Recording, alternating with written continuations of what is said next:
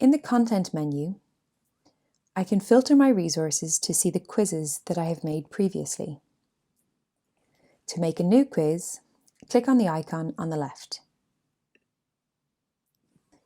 Appearing here are all of the questions that are available to me on Complete Anatomy.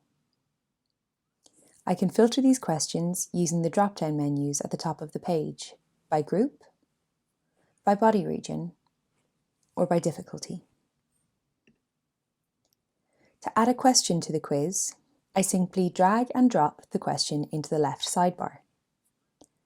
Don't worry about the order of them, as you can use this icon to reorder them or remove any questions you no longer want. The question I place at the top of the screen will automatically become the title image, but I can change it later on if necessary.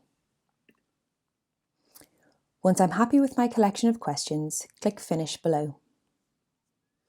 Here I can set the parameters of the assessment, including the number of attempts, the time limit either per question or for the complete quiz, the availability of correct answers, and if the questions should appear in a different order for each student.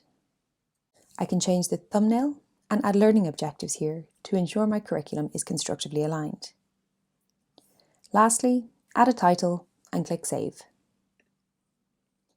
I have the option to label my quiz with the region it applies to in order to help me find it later, and to specify the location I want to save it in.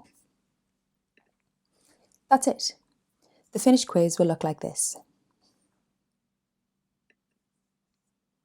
Quizzes can be assigned with a lecture or a course, and you can follow up on your students' performance in Curriculum Manager.